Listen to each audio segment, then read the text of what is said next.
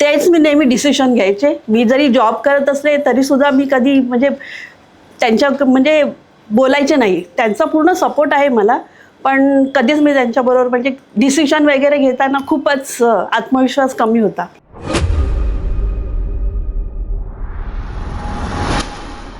आणि आपले PGP hub join केल्यानंतर तेव्हा सुरुवातीला सेशनमध्ये सरांनी इंट्रोडक्शन विचारलं तर ते दिलं होतं.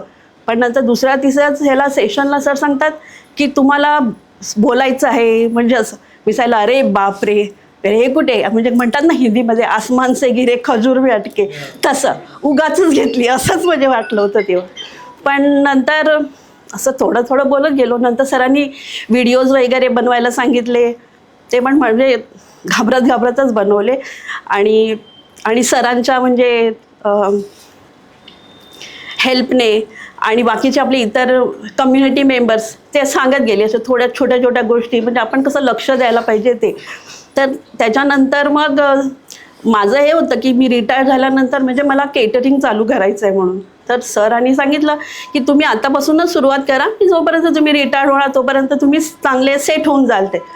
मग लगेच म्हणजे ॲक्शन घेतली. तेव्हा आपले गणपती आले होते.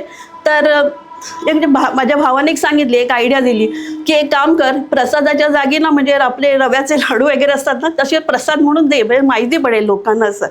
आणि मग माझी मुलगी जी कमर्शियल आर्टिस्ट आहे, ग्राफिक डिझायनर, तिने माझ्यासाठी म्हणजे मातोंडकर्स किचन म्हणूनचं एक लोगो वगैरे आणि तिने सगळं ते बनवून वगैरे एका दिवसात सगळं दिलं. आणि आम्ही रात्रीच्या रात्री ते सगळं पॅक केलं. आणि नेक्स्ट डेपासून म्हणजे लोक आले की लाडू ॲज अ प्रसाद म्हणून द्यायला सुरुवात केली. आणि ते दॅट वर्क्स. आणि नंतर मग हळूहळू छोट्या छोट्या ऑर्डर्स यायला लागल्या. आणि 2 सप्टेंबरला जॉईन केलं. आणि तेव्हा जेव्हा सुरुवातीला जॉईन केलं तेव्हा सर म्हणाले होते की तुम्ही तुमचं म्हणजे हे 31 डिसेंबरपर्यंत मी म्हणजे एक्स्ट्रा काम करून 30,000 कमावणार आहे. पण मी 31 डिसेंबरपर्यंत 50,000 रुपये म्हणजे माझ्या केटरिंगमधून कमावलेले होते ऑलरेडी. आणि म्हणजे खूप कॉन्फिडन्स वाढला. आणि आपला म्हणजे मी रेग्युलर DFC म्हणजे जॉईन करते, पण मी ट्रेनमधून करते कारण माझा त्यावेळेस ट्रेनमध्ये तो टाईम असतो आणि मी नेहमी ट्रेनमधूनच जॉईन करते. आणि सॅटर्डे संडे घरी करते.